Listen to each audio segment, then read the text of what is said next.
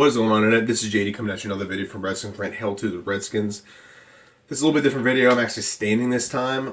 Decided not to do a sitting video. I'm going to do a standing video because I get a little bit more animated. Because this season's just been very frustrating, and I'll go over everything. I'm going to start from the top. What Redskins need to do going forward. Am I going to sit here and say we're completely out of it? No. Technically we're 6-6. We could literally win the last 4 games, or at least 3 out of the 4 games. We're in the playoff hunt.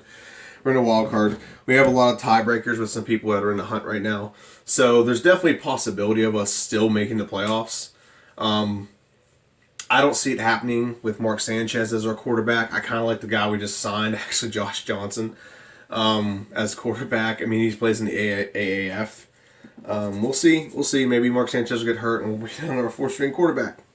I don't know. But I'm going to go start from top to bottom what Redskins need to do to kind of fix their season. I'll go over what's gone wrong this season so far. First thing, I think we all can agree that Dan Snyder just needs to sell the goddamn team. Sell it to somebody who actually do a better job of actually running the organization, who actually cares about winning the organization instead of just making money. Winning games, to say. We want an owner in there that wants to win a Super Bowl in like 3 years. Okay? Now, do I think that the decisions made by the organization have set that back? Not really, because I'm not. There's kind of a divide in fans where we always divide on certain topics, like fire Jay Gruden, not fire Jay Gruden. Get rid of Kirk Cousins, keep Kirk Cousins. I believe that Kirk Cousins, getting rid of him was the best move. You can say what you want. With Alex Smith, we were a better team.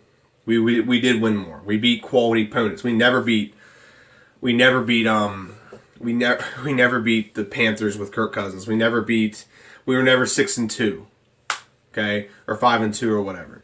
So you can, I don't know. It's a divide, but I think we can all agree that we should probably get rid of Dan Snyder. That's one of the key things we need to get rid of when it comes to coaching or the organization. He needs to sell the team now. He's not going to, because why should he? He's never going to sell the team. But here's something I think we can all agree on. I think Bruce Allen needs fired. He needs fired like yesterday, because he doesn't make the best decisions. Though I don't like Kirk, but the whole drama with Kirk, because he just didn't lock him up when he needed it, lock him down for 5 years when he needed to, when he was cheaper. That was not a smart decision. I need to put my phone on vibrate real quick. That was not a smart decision on his part. As much as I don't like Kirk Cousins, he was an adequate quarterback. He was adequate enough to get the job done. And I really don't think that they really tried to mend that relationship. They tried the one time they asked him they lowballed him, and they never came back with a counter offer. And they're like, fine, we'll just franchise tag you. And he just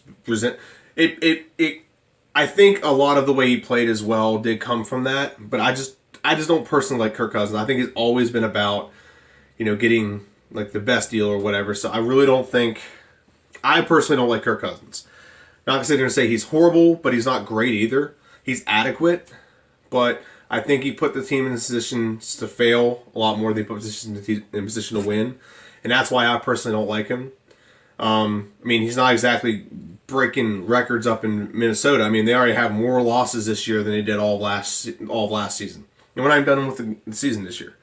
And their whole thing with signing him was Super Bowl bust. And I tell you, they might not even make the playoffs, much less Super Bowl. So, but I think we can all agree that Bruce Allen needs fired. He just doesn't manage players very well. He doesn't manage anything real well. He's just kind of a pompous asshole. I really don't like him. And after the Reuben Foster signing, I don't really have much of an issue with the signing per se, because there's so much polarity in what's been said about the whole signing. And they're not really signing him; they just claimed him off waivers. So if he goes to jail, it's really not much of a risk. All they're doing is it's another Alabama kid they want to get. The Crimson Tide defense is what they're trying to do. So sorry, I might sneeze. Which is what they're trying to do. So I don't really have an issue with the signing. I don't like the fact that we had him. I don't like the fact that we had him per se, because what he did. Okay, but I understand the reason for signing him. But it's just creating more controversy. And then, I wouldn't be surprised if they tried for Kareem Hunt. We have a running back, but they might try for that too.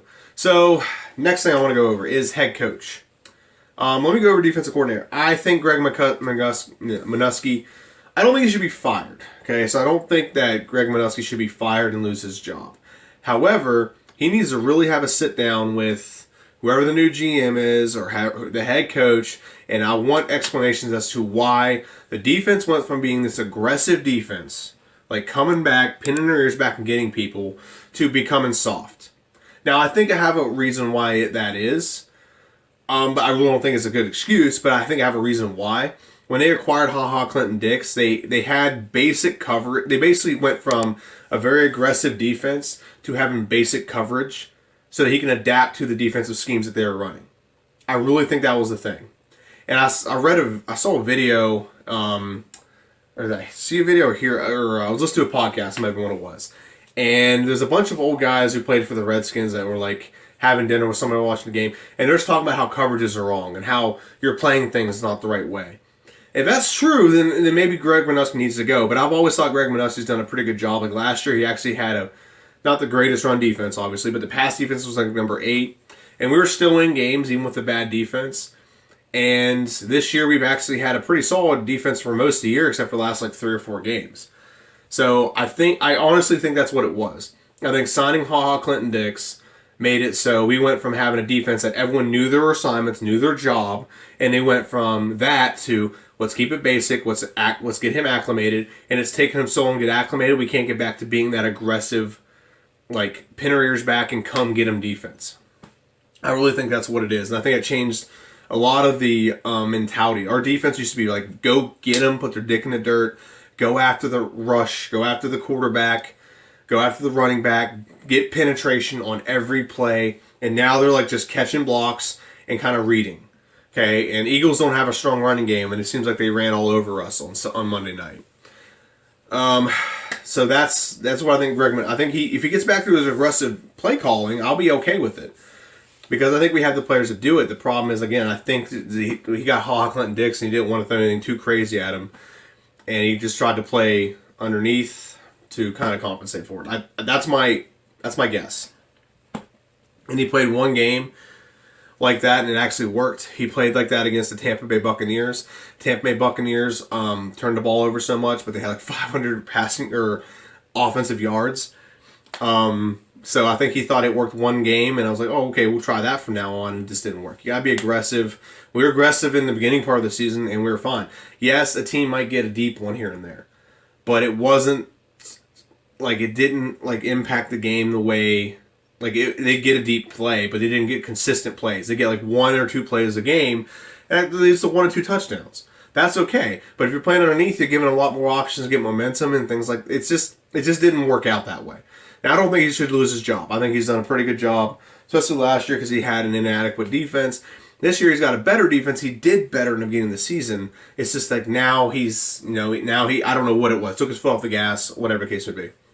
So, head coach. Jay Gruden, I'm one of the people that don't think Jay Gruden should lose his job. I don't. And here's the reason why.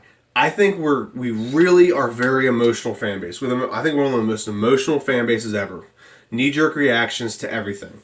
From the sign Colin Kaepernick bullshit to fire Jay Gruden because he loses all of his offensive line and his backups. His quarterback breaks a fibula. His backup quarterback breaks a fibula and a tibula. His backup breaks a fibula. He's playing Mark Sanchez, a third-string quarterback. Okay? His starting running back tore his ACL in preseason. He hasn't had Jamison Crowder all year. He hasn't had Trey Quinn all year. He doesn't have Paul Richardson, a big free agent signing that we got, who gives us some speed deep, so he can't even stretch the field. He's using a 33-year-old running back, which I will say Adrian Peterson's doing pretty good in that. I think he has over 1,000 yards now at this point in the season. So he doesn't. This is why I think Jay Gruden's actually the best coach we've had since Joe Gibbs, because under Mike Shanahan we didn't lose 20 people and still win games. We didn't lose have a whole bunch of injuries under Jim Zorn and still win games. We didn't do that under Norv Turner. Okay, we're losing people, but still in games. We're still competitive. We're still a 500 team. The thing about the NFL is the medium is 500. That means that 1 or 2 games can go one way or the other way. Okay? If 2 games go the good way, you're 10-6. If 2 games goes the bad way, you're 6-10. But at 500, considering like if you look through the history of our franchise and our record in the last like 30 years, we don't have very many like 500 to above 500 seasons. He had every disadvantage last year. He lost 2,000-yard receivers. He had a quarterback who was not under contract, who was just trying to get his money. So he wasn't trying to win games. He was trying to just get stats. He lost 5 offensive linemen and had to play 5 backups in a game. Okay, in a bunch of games. He lost his best offensive weapon in Chris Thompson. Terrell Pryor was a bust. He didn't have Jordan Reed most of the year last year, and he still went 7-9. Okay, and defense was horrible too. He lost a lot of defensive players last year too. So with all that, with all those things being gone, you still went 7-9. This year we're 6-6. We can go 2-2 the rest of the season, and we're 8-10 or 8-8.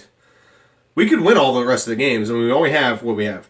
Giants we can win, which unfortunately right now they're kind of on a roll. They're kind of like playing better.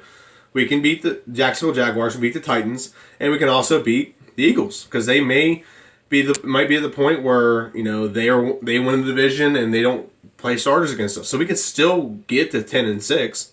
It's definitely possible, considering we have 3 weak opponents, and we have a team that's still the Super Bowl champs or defending Super Bowl champs. So it's not out of the range of question. We're still within striking distance. Do I think we're going to do it?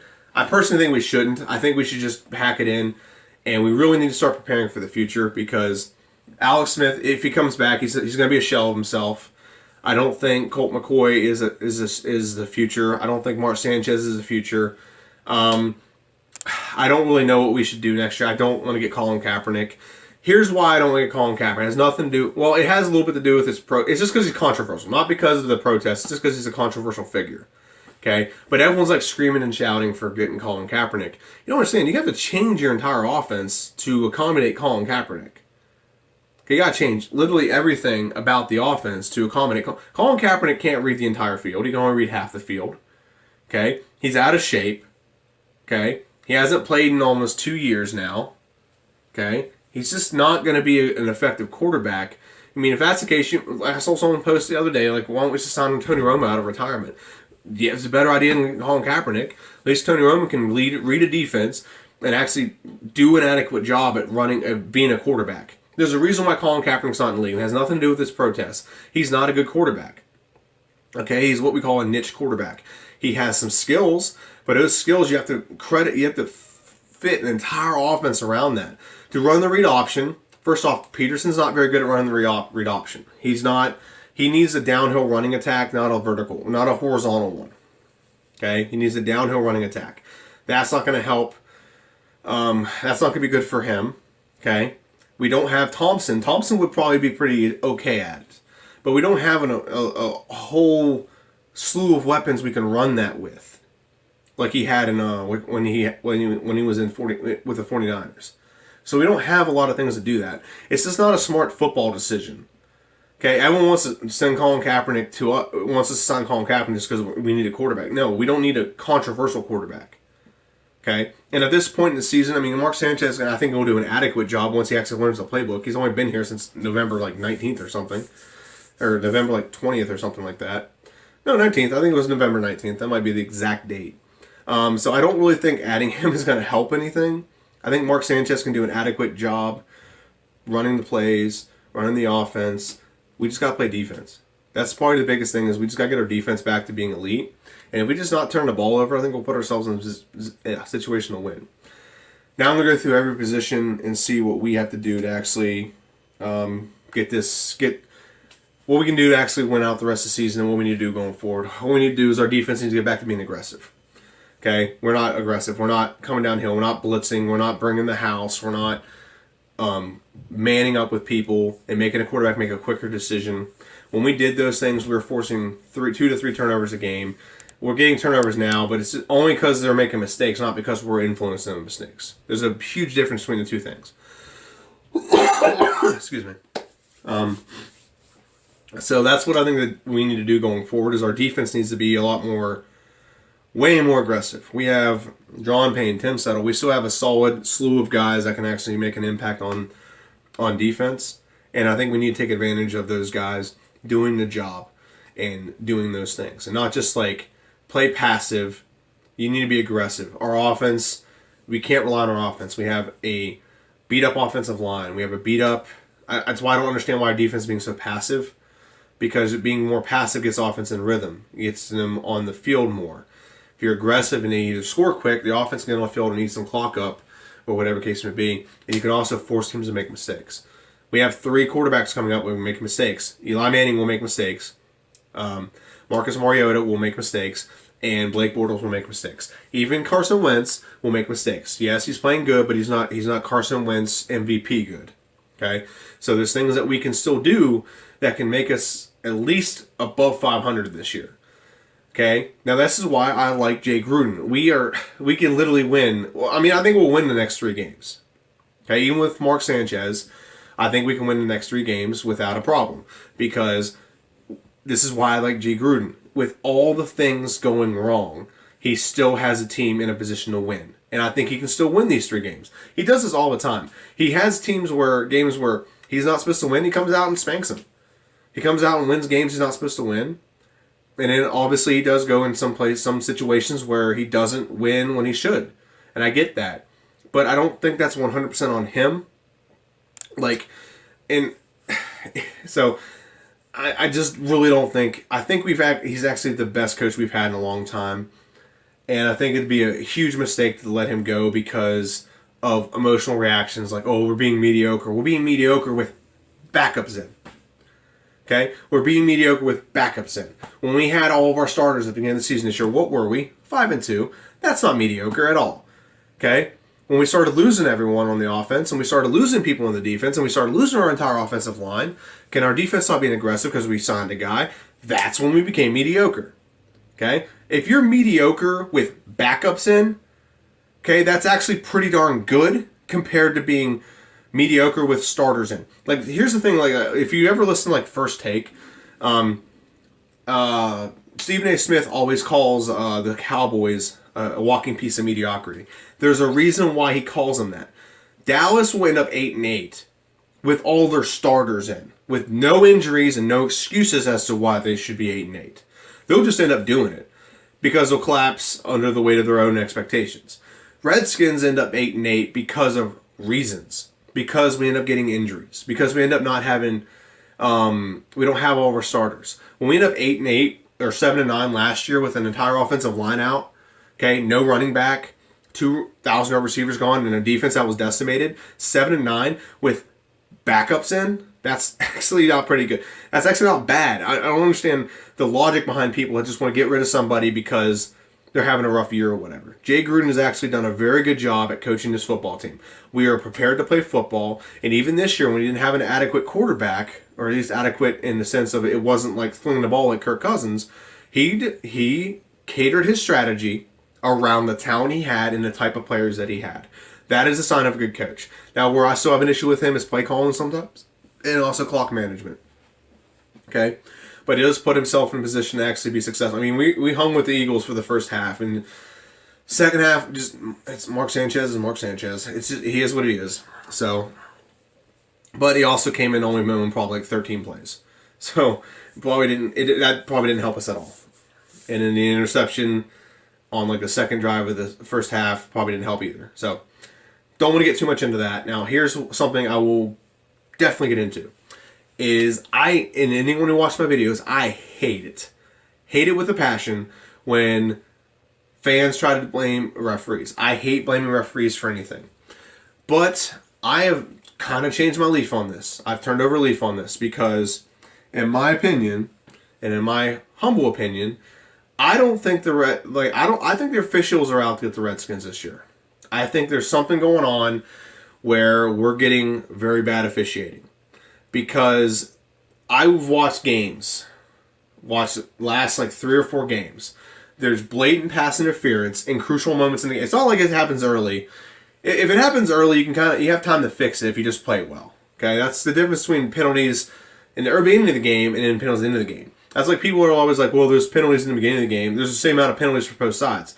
Okay, there's not a penalty called at the end of the game that dictates the call for the other team. For example, when we played the Texans, there was a defensive holding call that was 30 yards from the play when a quarterback took off running the other direction. Didn't even look that way. So why would you call a defensive holding call on that play? It makes no damn sense to me. And then on the same time, that killed like 2 minutes of time right there. The offense could have had the ball. We get the ball back with like a minute left, and we have a pass deep, and it's blatant pass interference. It is blatant pass interference. And they don't call that. Those are calls that dictate the play. One was a 4th down, and now we lose out on the ability to actually get the ball back with like time left. And Colt McCoy actually made a comeback and won his game. He came off the bench and won. And we could have been 7-3 at that point. Yeah, we could have been 7-3 at that point. Okay, so the referees dictated that game. The very next game was the Dallas game. The Dallas game, there's a dumb defensive holding call that they call at the end of the game to give the Dallas Cowboys more time with the football, okay?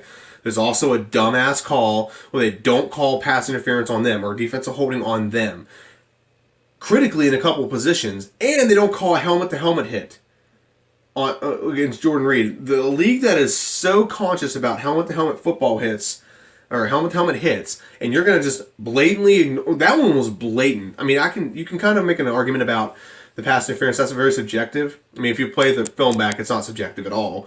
But you can kind of say, like, in the moment, it didn't look like it was, or whatever the case may be. But you still need to. It's blatantly bad how bad the referees have been. And then, like, last night, there's a holding. This is like the Redskins get. I forget when they got their touchdowns. It was like after the first. I want to say it was after the first possession of the second half. There's a screen pass, and there's a blatant holding call on this screen pass that was not called at all. Okay? And this is what I mean by things are perpetual and they snowball. Next play, there's a roughing the passer penalty called, which that wouldn't have been called because it'd have been a 15-yard penalty, and we wouldn't have got called for roughing the passer, and then like 2 plays later, it's a touchdown.